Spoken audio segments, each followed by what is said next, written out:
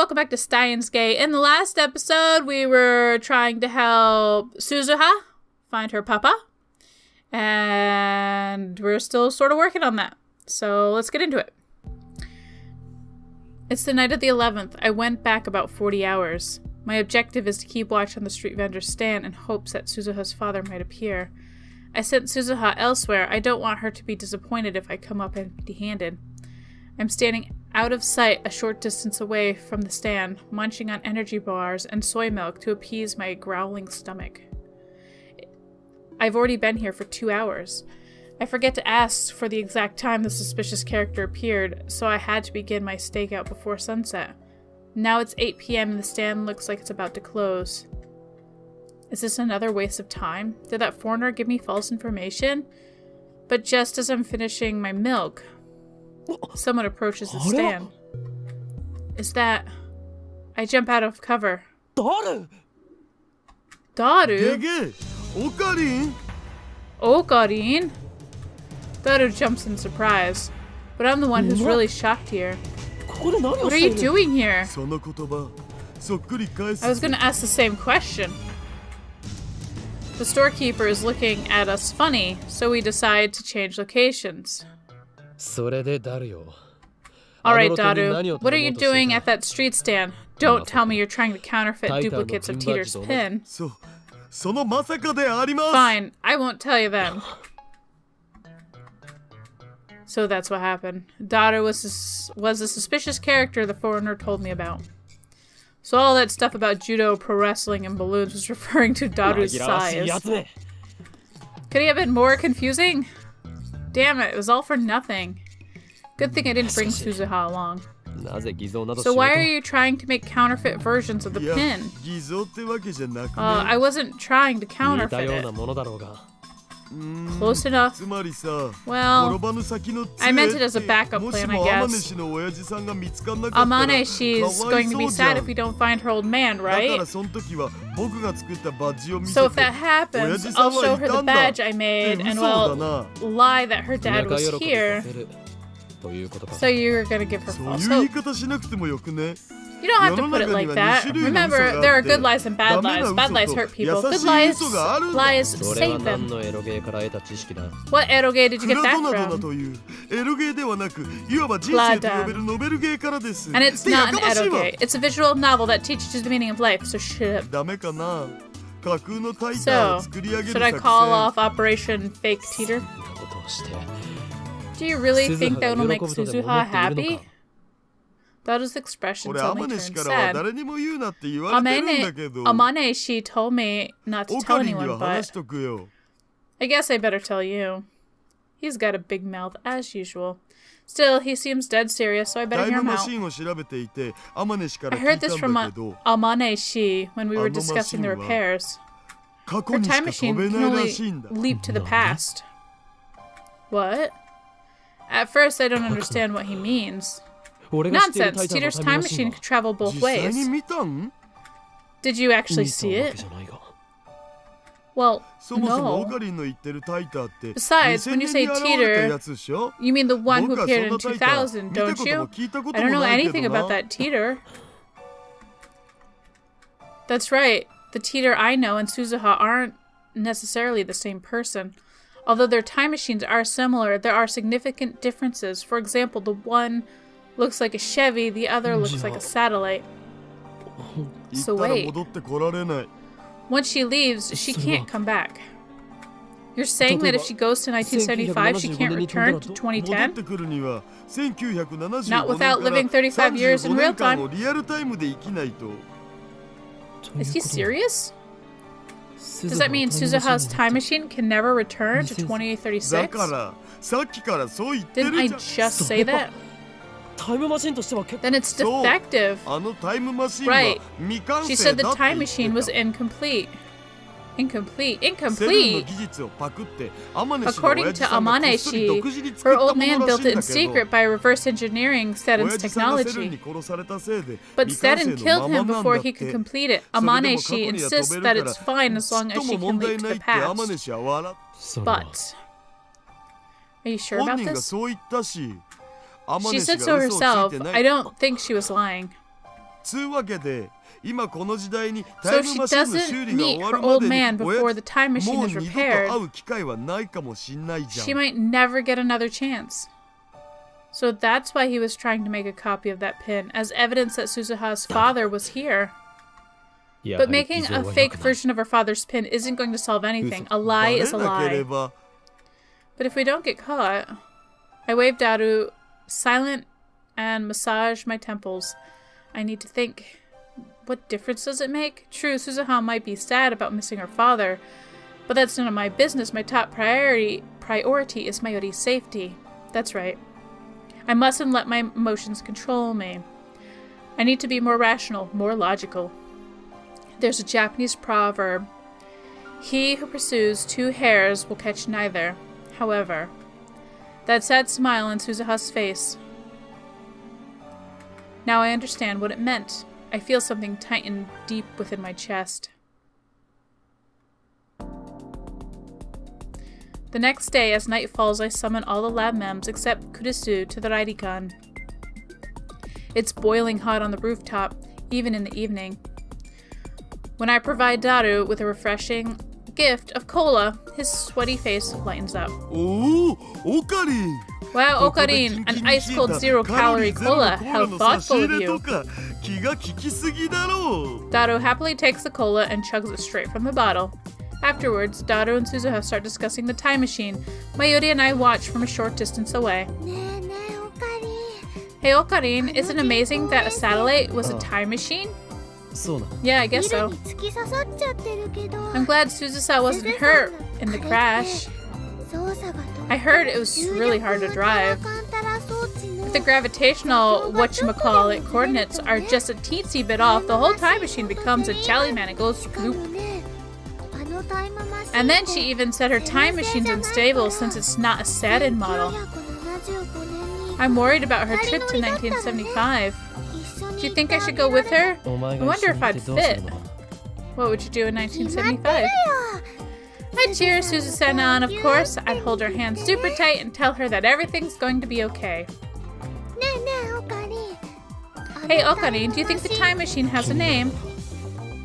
If you want to know, just ask Teeter. Oh, yeah, Mayushi didn't think of that.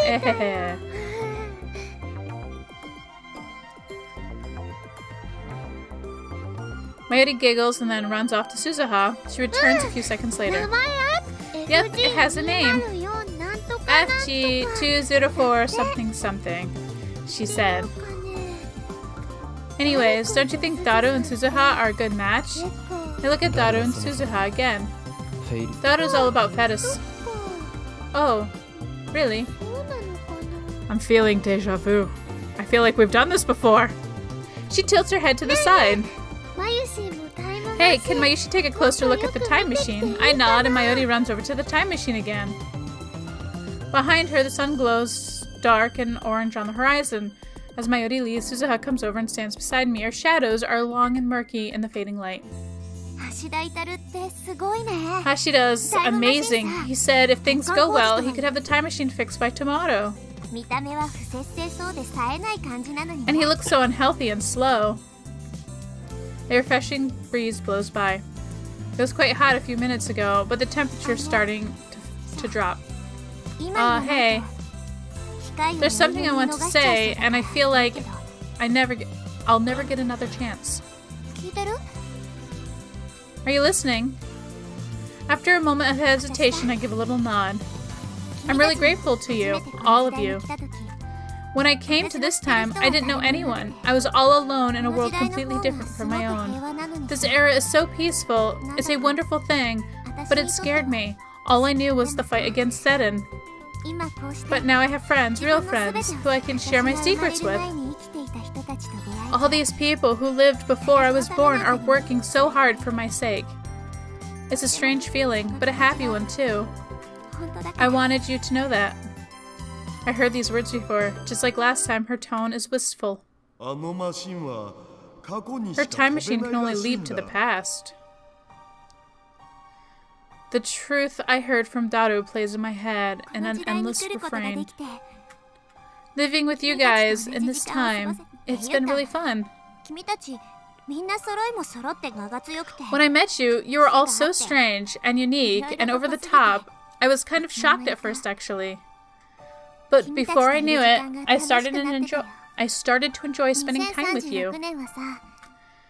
2036 is peaceful, too. People don't fight anymore. Did you know that? I shake my head. Anyway, people don't fight, ever. About anything. All forms of conflict, including war, have vanished, poof, without a trace. Instead, everyone has dead eyes, like fish. No one has ambition, nobody dreams. They just trudge through their lives without a single complaint. Oh sure, people smile, but they never get angry or sad. There's no individuality. Everyone's a robot. You got really mad at me before, remember? I was really surprised, but at the same time, I was really happy. Suzuha looks at the time machine. Daro and Mayuri are standing next to it, talking cheerfully about something or another. You're all so bright and full of life. I envy you. Shina Mayuri, Hashira Itaru, even Makise Kurisu, and of course, you. I want to be more like you. It's thanks to all of you that I'm still going strong. Being a labman, even for just a little while, was great. She smiles, then a soft, sad smile that tears at my heart. This time, I know what that smile means. Being with you guys, even for just a little while, was great. Suzuha obviously knew from the beginning that if she traveled to 1975, she could never return. Change the future, Okabe Rintaro. Make it a world like this one, where people can be free. The first time I heard her speak these words, I thought she was sentimental because she couldn't return to her original 2036. I was wrong. Forget about 2036, she can't even return here to 2010. Not without living 35 years. She'll be 54 when 2010 comes around. The present us and the present Suzuha can never meet again. Suzuha chose this mission, to change the future to save Mayuri. Unless Suzuha travels to 1975, Mayuri will die. But then, what about Suzuha herself? When she leaves for 1975, she'll have to sacrifice everything she has here. How does she feel about that? Do you... Do you regret spending time with us? What do you mean? Do you regret making new friends here? New memories? Do you wish you had kept your distance? You've already abandoned one life, and now you have to abandon another. In a sense, it's like you're killing yourself. Did Hashira Itaru tell you? Suzuha frowns. He's worried about you. Jeez, I told him not to tell anyone. Why? How do you feel about going to 1975? It doesn't matter how I feel. Suzuha's expression suddenly hardens. I have to go. It's the path I chose. It's what my dad wanted. What if we ask you to stay? I'll go anyways. One of those guys on the channel asked what right I have to change the future and decide the fate of human race. He had a point. But still, I don't want the future to turn out like that. I want the people of my time to be free like you. Free to laugh and play and fight and argue, get sad and cry. If I change the future, then no one will die. Not you, not Shina Mayuri, not my dad. Maybe I don't have the right, but I'm going anyways.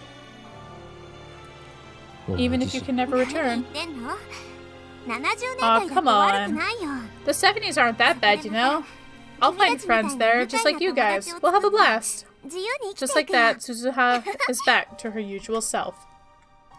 But despite her cheerful smile, I am certain that her resolve was forged from fear and doubt, the likes of which few can imagine. I was a fool to think that my words could sway her.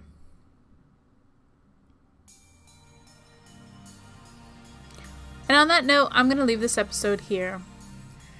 A lot of things are going on, but it's also like a lot of things aren't going on since we're repeating the same days and not much is happening. But it's like small little things, and I feel it's all gonna like build up, and we'll get those nice reveals all at the same time. But I don't know. Again, I don't really remember too much what happens. I just know some like of the major plot points, but not the minor ones. But anyways, if you're enjoying this series and you want to see more from me, then please subscribe to all the YouTube shit. And in the next episode, we will continue with this game. So, I'll see you then.